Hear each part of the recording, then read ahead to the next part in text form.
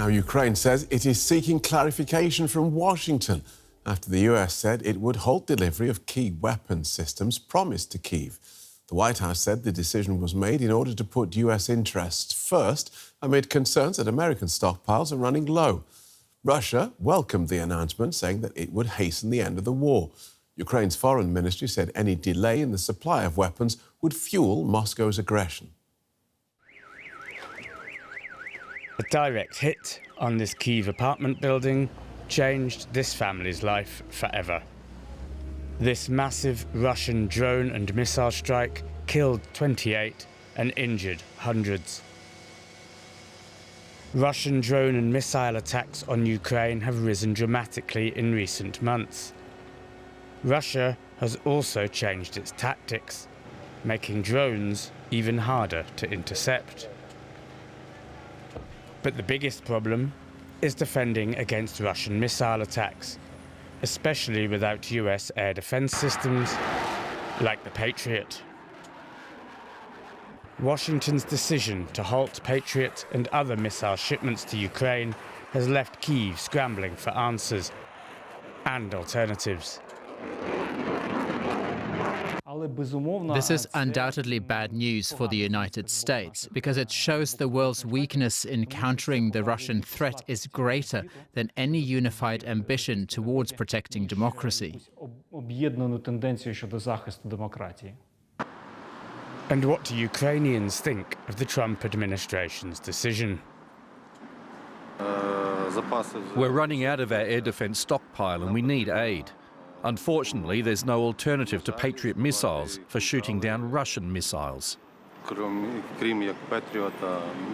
I believe that the USA has become an unreliable partner, but I'm still thankful to them for the aid they provided at the beginning of the war. It is a very bad thing for us because even before the announcement, we already had problems repelling drones and missiles. I cannot imagine what will happen when we run out of our entire stockpile. The question facing Ukrainians now is, how can they maintain air defense capabilities and protect civilians and infrastructure with or without US support? Well, Leon Aron is an expert in Russian politics and US-Russia relations. His latest book, Riding the Tiger, Vladimir Putin's Russia and the Uses of War, chronicles Putin's transformation of the country. He's currently a senior fellow at the American Enterprise Institute and joins us from Pittsburgh in the US. Welcome to DW. Let's start with today's news that the US is cutting some of its military aid to Ukraine. What do you think is behind that? Well, it's unfortunately the process that has been started quite a bit ago. Trump has been saying that he wants to finish the war. One of the way I think he thinks he could finish the war is start withholding weapons from Ukraine. The problem here is that, as your episode mentioned, the Patriot missiles will be lacking sorely and will allow the Russians to essentially bomb the defenseless Ukraine. The excuse here provided by the Trump administration is that they need that stuff. They need missiles, they need artillery shells, which are also being withheld, for other theaters, such as the Middle East or the Far East, where they're facing China, which of course makes little sense because Ukraine is in the forefront of the war that Trump is appearing to fight, which is the war with the so-called alliance of resistance, which is Russia, Iran, China, and North Korea. OK, and meanwhile, President Trump's push for peace negotiations in Ukraine do seem to have stalled. Do you expect that progress to pick up, or was this always Putin's plan, to appear on the world stage on a level with the US president, talking peace but conceding nothing? Yes, it reminds me of a title of Vladimir Lenin's article, actually a book, called A Step Forward, Two Step Backwards. This seems to be Putin's strategy. One thing to remember is that he's not interested in peace. He is interested in victory. And so 200,000 or 300,000 Russian soldiers killed already means very little to him. He could sacrifice more. I think his long-term strategy is this. He will try to sort of make one step forward, two steps backwards, and play Trump or prolong this senseless attempt at negotiating peace until Trump gets very angry or very annoyed and exits the whole process and slams the door in the process. To Putin, what's important here is that not only Trump will stop negotiating, but he will withhold all the assistance to Ukraine, sort of leaving Ukraine defenseless for Russia. I think that appears to be Putin's plan. OK. Meanwhile, Russia has strategic partnerships in this war with Iran and China, this so-called axis of upheaval. But I believe you've been writing that the recent conflict between Iran on one side and the US and Israel on the other, that has shown that this alliance has some major cracks. Just explain why you think that. Well, it's very obvious. As the first Israel and then the United States essentially bombed and decimated Iran's nuclear facilities, Iran's air defenses, Iran's air force, killing also their leading nuclear scientists. Russia and China stood on the sidelines, and all they did was issuing the ritual condemnations. What's interesting here is that China withhold even those after the initial set of condemnations of Israel's aggression. It positioned itself as a negotiator, and it also, incidentally, rather sternly hinted to Iran that it should not close the Strait of Hormuz, of course, which is one of the major routes of oil to China and other places in the world. Russia was a little bit more vociferous, a little bit more bold in its condemnations, but in the end did nothing. And what's interesting here also is that, of course, it was Russian S-300 air defenses that were decimated. But instead of rushing either S-400s, which Iran had asked for before, or at least replacing the old air defenses, Russia did nothing. Right. So we have a situation in which publicly we have Russia and China talking about lifelong friendship. We have the fact that Russia and Iran have signed just in January this strategic partnership. Yet, as you say, they have failed to come to Iran's aid as it was being attacked by the United States and Israel. So why? Why have they chosen to look at Iran and say, well, effectively, you're on your own? Well, a little bit different for Russia and China. Russia has probably very little armaments to spare at this point. It threw everything on Ukraine. And China is a little different. Unlike Russia, it has very deep and complicated and extensive connections with the West. Russia's trade with the West is orders of multiplications higher than either with Russia or with Iran. And apparently at this point, China is ready to support both Iran and Russia as sort of battering rams into the West, but only up to the point. Where they come into a direct confrontation, either with NATO or direct confrontation with the United States or its allies, such as Israel. At that point, I think the calculation made in Beijing is that they would have more to lose than to gain by following their partners, so-called partners, Iran and Russia, into a direct battlefield confrontation with the West. Too much at stake, too much in terms of trade, too much in terms of diplomatic and other connections with the West. Well, that's an interesting analysis. Donald Trump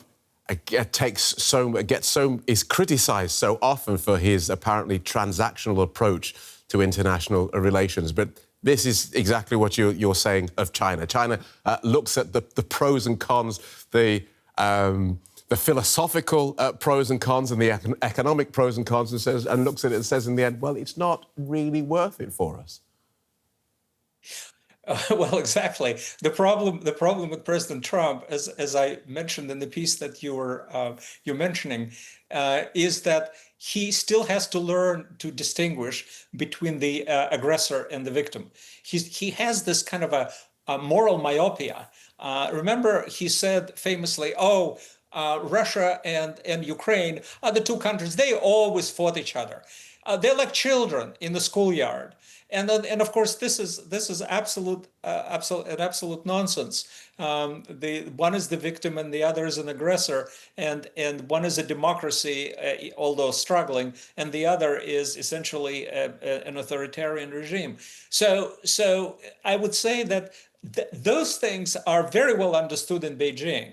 They know what's going on. They know who is the victim. They pursue their own agenda, and their agenda, of course, is to continue to erode the Western connection, to erode the alliances that the West formed at the end of the Cold War. For Russia, it's a different situation. So if we look at this little triangle of interest, China, Russia and Iran, we look at that and we must therefore presume that it is China who really holds the power over the other two. China, perhaps, could be the country to broker peace in Ukraine or indeed get Tehran to sign a nuclear deal. They could if they would, but they wouldn't. Because one thing we tend to forget is that Xi Jinping is a fervent Marxist. I mean, he celebrated nationwide 200th anniversary of Marx's birthday in 2018. He called Marx the greatest man who ever lived, and so on and so forth. Remember, Xi Jinping's long-term goal, and he doesn't conceal it, is the kind of a multipolar, what they call it, a multipolar world in which neither the US nor the Western Europe, nor the Europe in general, will be in charge. Right. It will be something where China will be in charge. And therefore Ukraine, Russia's war in Ukraine helps Xi Jinping to get his multipolar world. OK, that's a fascinating analysis, and we thank you for it. Leon Aron, thank you so much. Thank you. Drone technology has become a part of daily life in Ukraine since Russia's full-scale invasion. At night, Kyiv is under constant alert from the next-generation weapons, and now Ukraine's government has integrated lessons on building and flying drones for primary school children. The Ministry of Education says it's not about militarizing education, but rather about teaching new technologies. Skilled pilots from a young age. Speed and control. The main thing is not to crash. 10-year-old Alexandra has been learning to fly for about a year. At this school in Kyiv, drones have quickly moved from an after-school club activity to a valuable life skill. Drone control is like driving a car. It's a skill that will help you with anything. Drones are already used in many areas. In the future, they will be the only ones used, especially where it's dangerous for humans. Across town, this private technology school has been working with drones since 2019. Students have assembled 20 in a semester, most of which are almost ready to fly. It's quite meditative. It's just a soldering iron, hot metals and everything. You don't have to think too much. You just solder, and that's it. And then I assemble them. Now, high school students across the country are taught similar skills in compulsory classes. Drones are part of the Defense of Ukraine class in grades 10 to 11, which includes cybersecurity, first aid and military technology. The Ministry of Education says this is not about militarizing education, but about teaching new technologies. When we started this reform, we said the most important thing is that we do not want our children to turn into soldiers. We do not want to reproduce the models used by our enemy. Our task is to prepare children for life in real conditions, because they all live in wartime. Alexandra teaches drone technology at both private and public schools. She says she is against schools assembling drones for the army, which could make them a target for Russian shelling. But war is not all that drones are good for. When I first brought drones to class, the reaction of the children was that you're going to send us to war. It was something they didn't want to hear at all. I said to them that drones are not only useful in a sphere of war, they're also in the agricultural sector, in filming, in the use of thermal imaging, geography, and so on. Nevertheless, for most older students, the war is a very real part of life. High school students are learning to fly drones, and some of them know they will need it. They know they will go to war if necessary and will have useful skills right away. Ukraine is now on the cutting edge in drone technology, and its society is adapting in response. For more, let's bring in Gustav Gressel. He's a security and defense expert at the National Defense Academy in Vienna. Gustav, great to have you on the show. Now, we've seen how Ukraine is training its next generation of drone pilots, but Russia has, of course, also been using drones to a devastating effect. How have drone tactics changed throughout the course of this war? Well, in the first stage of the war, Ukraine used drones for coordinating ambushes and artillery fire. Usually these drones were flown by ordinary civilians, and they have liaised or reported Russian positions then to the next military authority. That then basically had turned into voluntary units that were accompanying certain brigades. It was usually a voluntary effort, so civil society, private enterprises donated drones to individual units were basically voluntary drone units. These are the kind of kids that we saw now in school when they're old and were drafted into the military, used these drones predominantly for reconnaissance and later on also for strike. Now on the Ukrainian side, the drone warfare has been systematically improved, especially after 2023, 2024, the winter where US Congress held up aid and artillery shells were in very short supply. The army was looking into substitute technology to compensate for the lack of artillery, and drones were found.